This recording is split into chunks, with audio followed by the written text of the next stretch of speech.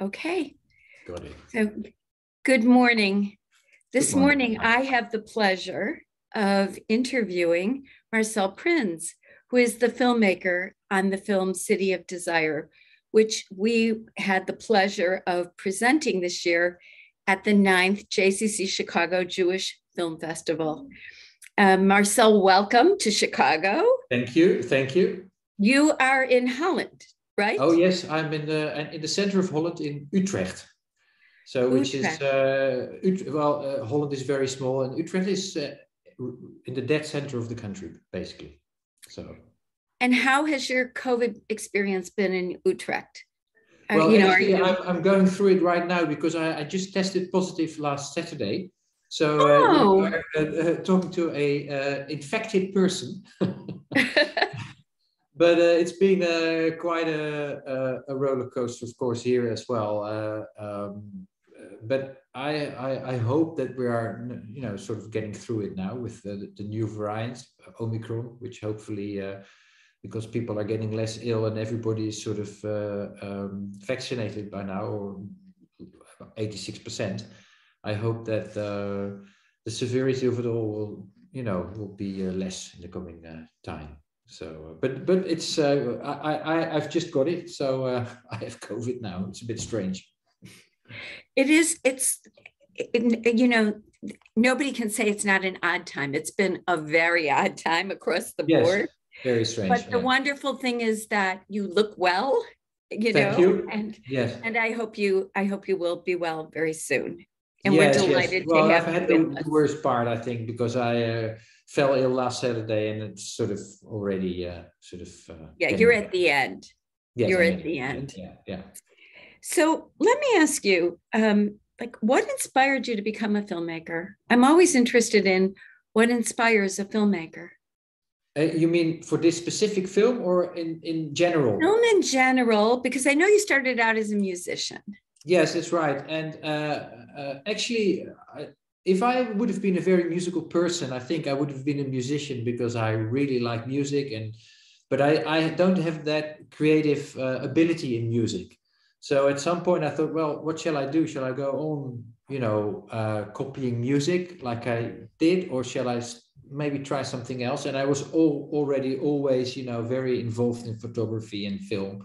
And so I started trying filming, and I really wanted to film as well. And so I went to the Dutch Film Academy, and there I discovered, slowly, gradually, that especially in camera work and in filming itself, I could do something that, I had a sort of creative side that I could explore there. And that was different than in music. So it really helped me develop then, I think. And what inspired this particular topic? I mean, you're in Holland. So you spent a lot of time in Israel? Yes. Well, this specific topic, I'm just a big fan is maybe not the right word, but I really like Tel Aviv. And I like to come there, and I've been a few times, and I filmed in Israel before, and of course it was 100 years that Bauhaus existed, or that the school of Bauhaus was founded 100 years ago in 1919, and this was a sort of not my own idea, but someone came up with the idea we should make a film about Bauhaus in Tel Aviv. And I know, of course, that there are a lot of buildings in Tel Aviv that are based on, international style, and that a lot of architects came from Bauhaus. But I'm not at all an architectural, I'm not a specialist in architecture at all. But I do like Tel Aviv a lot. And the production company basically came up to me and said, would you like to make such a film about Tel Aviv and about Bauhaus? And I said, well, I don't know much about architecture, but I know something about Tel Aviv. And what interested me, which was maybe the inspiration for this film, or definitely the inspiration for this film, was that I started thinking that does the architecture, of Tel Aviv has something to do with the spirit of the city. So that's the way the whole city is constructed. Of course, it's a relatively new city. It's only like 110 years old. I mean, the way it was constructed and the way it's successful and the way people like to be there and like the city and the way that I like the city and the openness of the city, the whole atmosphere, does it have something to do with architecture? So this is maybe a very romantic sort of basic idea that I started exploring. And this was the beginning, or the sort of beginning of my interest in this whole subject. So this is how it started. And what did you take away from your research and, from talking to people? Do you feel like your theory is confirmed, your hypothesis? Well, it took a while, but yes, well, there is something which I didn't realize when I started. Of course, I know a lot of these buildings were built in Tel Aviv was built basically in the 30s. I mean, a big part of it was built in the 30s. A lot of refugees came to Tel Aviv, to Palestine at the time, and it was a very small beginning city. And because of all the refugees, it had to expand very, very quickly. And the architects that came from Europe, a lot of them, and that studied in Europe, they brought all these ideas of international, style, and also from the Bauhaus school. Right. And they started in a very short time to build all these houses. And what I think sort of coincided with each other was the whole idea of Bauhaus, that art and architecture should be, there shouldn't be a very strict boundary between them, that it was something new, that the whole idea of starting a new life in a new country, it all sort of came together with this movement, I think. And I think that sort of fitted like a glove in a way. And therefore it also suited the ideas of Zionism and a new beginning and a new country, a new city. So yes, I think that sort of came together. And do you feel like it's still the case today? Because you in the film, there's a discussion about how the architects got together and they shared their ideas. And do you feel like there's still that architecture is still influencing the city today? I mean, you focused on the sculpture park, and certainly when you looked at the park, and you saw what it morphed into, and the rejuvenation, it's not really a rejuvenation, but like the rebuilding of the park back to its original, structure. Yes. I actually saw the park all 3 times, and I saw it pre modernism, and then post. And I have to say that I also like the park the best now. I like the way that it originally was, and I love the way that it is now. I did not like it when there was traffic going underneath, and it wasn't a space that you could be in and enjoy. There was too much going on, and it was covered. You couldn't even see it. I mean, I think the whole the fact that the Dizengoff Square, this is what you are referring to. The Dizengoff Square was first. The original square was restructured, and then afterwards they deconstructed it all and rebuilt it like it used to be in the original way. I think it was very symbolic. That was what I thought. I thought it's symbolic. They want to go back to, this human scale of architecture. And it has to do with an idea that everything was possible at the time. And it has a sort of naivety as well, I thought. But that was also my own romantic, I think, ideas about this, because I don't think that the Tel Aviv municipality thought about this in this way. They just didn't like the way it functioned. It just didn't work anymore. But I think nowadays Tel Aviv definitely the architecture has a role like it had in the beginning. But of course, it's a city in development, and they are in lack of space. It's the most expensive city in the world, and they need more. They're very pragmatical as well in that sense, and they need more space. So something is, of course, lost because of that, because the whole idea of this whole let's say city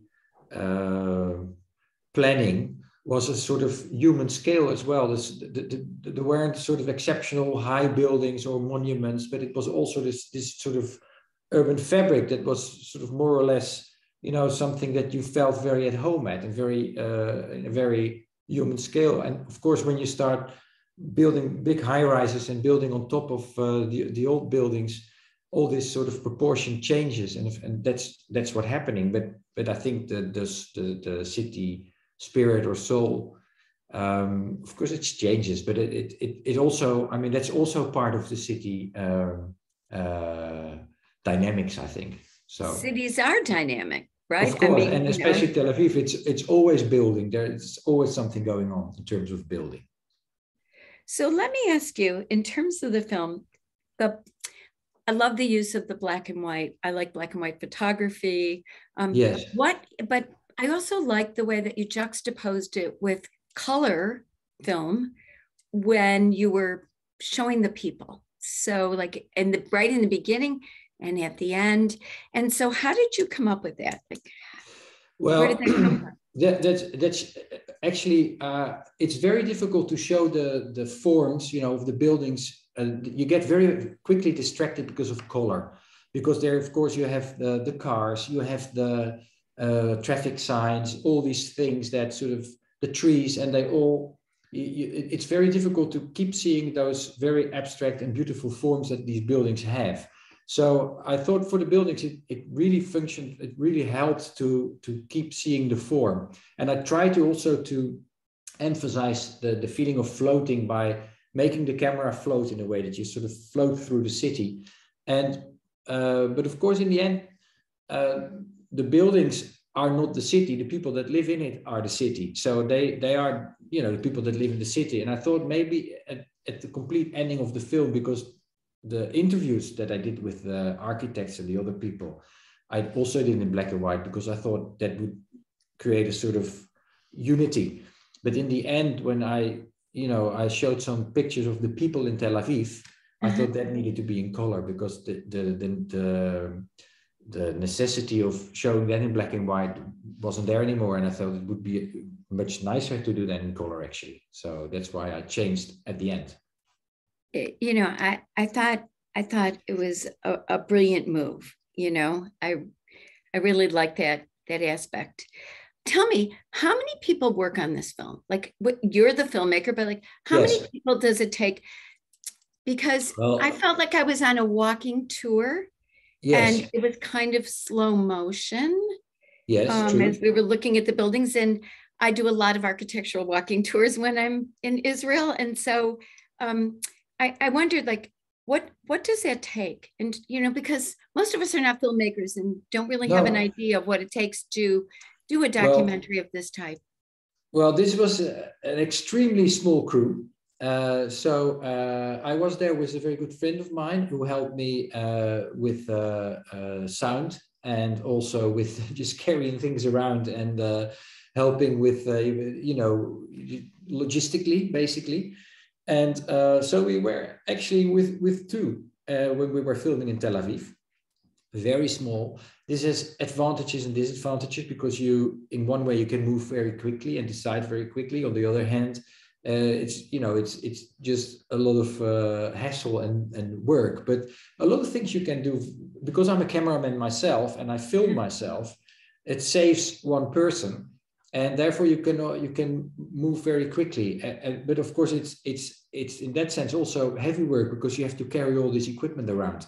So we had a small cart where we put everything in, and then we started walking around with that. But also at some times I went on my own, and I just took, my camera and something, the little tripod thing. And I went on my own, and I had a special stabilizer equipment with which I did all this floating filming. But at some point I also went on my own, and of course, then you have the editing and the music and that sort of thing. But the filming, the actual filming, was a two-man operation and sometimes a one-man operation. So How long did it take you to do it? the filming. Yes, the filming. The filming, I think we were in Tel Aviv for maybe 2.5 weeks, something like that. Two and a half weeks. Not extremely long. And yeah, I think it was 2.5. I don't remember exactly, but I think it was 2.5 weeks, maybe 2 weeks. And then of course, there's a whole lot of editing to do. That is also a lot of work. And, yeah. And as a filmmaker, I always think, this is your passion, and this is it's your baby, it's your work. Definitely, I always wonder what got left on the floor, what didn't make the cut. How many hours of film does it take to put together a documentary of this type, and how much really gets left on the floor? Well, there's, I think, maybe 1:10 ratio, something like that. So I think you use maybe 10%, maybe, yeah, it's around, yeah, I think it's about that. And actually, I didn't lose a lot of material in this film that I thought, I wish I could have used it, because it's, you try to build a structure with the people and what they're saying, and you use the best parts. And of course, there are other things that they've said that are interesting, but to make your, film work, at some point you think, well, this works and that works together. And maybe there could have been another version of the film as well. But in terms of throwing away material that you would have liked to use, I didn't have that problem in this film so much, actually, because it's, especially, when you film buildings, you film them, you try to do it as best as you can, and then maybe you've got another version of another building that is maybe also beautiful, or maybe less beautiful, or maybe even more beautiful. But when you start constructing the film, you realize that this and this and this and that works good together, and then you leave some stuff out of it. But it's, I don't feel really that it's it doesn't hurt me, let's put it that way. It's not that as I think, I wish I could have also used that. I didn't have that problem in this film. And let me ask you something. You're a musician, or a wannabe musician, maybe? Well, no, I'm not a musician. No, I wish I could have been a musician. That's more. No, I really like music, and I always had this feeling that, music for me is, I like the sort of highest art form. I really like music, but well, I'm not talented in that field. So I thought, already when I was like 20 or something, 21, I thought, no, I should stop this. I should, have to make a living. Yeah, and be creative in another way. Right. Basically. Yeah. But I find that the music in a film, it's often underlying, it's subconscious, yes. But the music adds so much to a film. And so very much, yes. Right. So my question is to you is, as a filmmaker, how did you choose the music that you put? That's a good point, because I told you we were with two people in Tel Aviv. Mm-hmm. So the person that was helping me is also the composer of the music. So we are very good friends, and we work together a lot. And he has made the music to almost everything I film. So there is a collaboration going on for more than 25 years, I think, with him. So in that sense, there is a very good companionship. So we were with two people, but they are for this film, very important, both of us, because also when he was there with me, it helped, thinking about the music and thinking about what I was filming, and so that helped definitely. So was the music composed after the filming? Yes, the way we work, it's always the same. You start editing something, and then Leon, my friend Leon, Gisse, he makes a sort of, something I can work with. And then you start, sort of slowly finding out what works and what doesn't work. And then, it starts working together, and it starts developing. And in the end, there comes a final version of the music. But so that it's something that develops. And he also sometimes gives me, sort of modular music, I call it, like pieces of things that I can also, use and glue together in some sort of way. So yeah, it works very well. So interesting, because I really felt like the music. I watched the film 4 times total, but Oh, wow. I typically watch a film at least once just Yes. for the music. Yes. For the Thank you. music. Yeah. I'll tell him that because it's, yeah, it was beautiful. It was beautiful. And I thought to myself, it added to the total feeling that I took away from the film. Definitely. Yes, I agree. And it's very important. It's a very important, and it always is, I think, music and the whole way it works together with the images. Absolutely. And Makes all the difference in the world. All the difference, yeah. And I really do think that because we are working so long together as well, that helps. And there's always a sort of, I think, an extra layer to the whole thing because of the way music and image work together. So definitely. So what do you want people to take away from this film? What do you hope people will walk away thinking? Well, I hope they will share a little bit of the love I have for the city, and that they recognize the reason why I wanted to make this film, and it opens a little bit their eyes to the beauty of the architecture of Tel Aviv. Mm-hmm. Well, of course, the architecture of the White City. In this case, but also the rest of Tel Aviv, and also the whole atmosphere, because I asked that to all the people I interviewed. What is the spirit of Tel Aviv? What makes it tick? What is makes it so like this openness and the fact that you feel so free there, and they all talked about. And I hope that people that see this film, that they experience that a little bit, and see that a little bit in this film. Definitely. I mean, the diversity of Tel Aviv, that's part of diversity. Definitely. Yeah, good point. Yeah, because it's a very diverse city. There's people from all over, and with all kinds of ideas and religions, and but it's a very open city. In a way, it's of course also a special, like New York is in the US, I think, or all the big, a big city is always something else in a country. It has a special sort of feel of its own, which is, and I think that's an extreme in Tel Aviv, I think. I would agree with you. It's an overdrive. Yeah, true. Yeah. So what are you working on next? Is it going to have something to do with Israel? Yes. I've noticed that you do a lot of the work that you've done on documentaries have had something to do with Israel, the relationship, relationships, between other countries and Israel. Yes. Well, I'm actually working on 2 projects now. One is about Jewish people in hiding, which I've done a whole big project about as well, about Jewish people in hiding during the Second World War in Holland. You're Anne Frank. It's the Anne Frank, right? Yes, it's called Hidden Like Anne Frank. It's a big project, an online project I'm working on, which is going to have a big extension and a documentary that will be broadcasted here in Holland in May.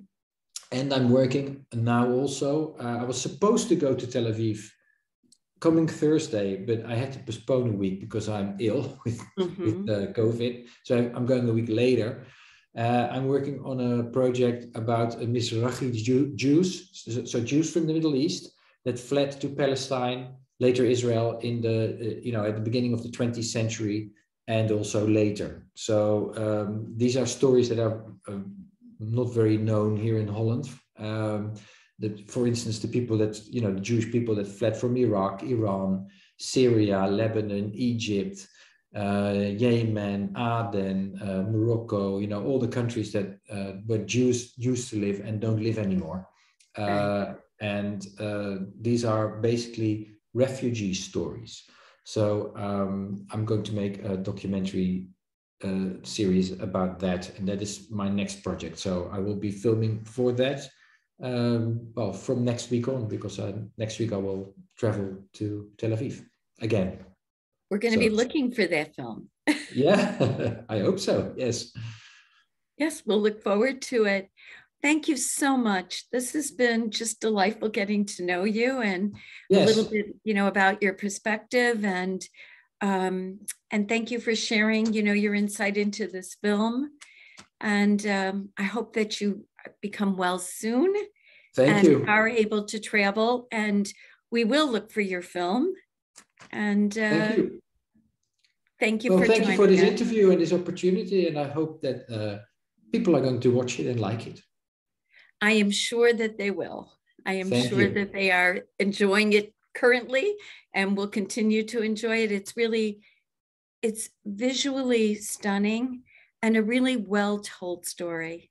It Thank you. really is. And really, for me, somebody who's been to Israel a number of times and spent a lot of time in Tel Aviv, really made me look at the city from a different perspective. So I Well, thank that's you for nice. that. Yeah. So that's nice. Thank you. Thank you. Have a wonderful day. Bye bye. Bye. Bye. Bye.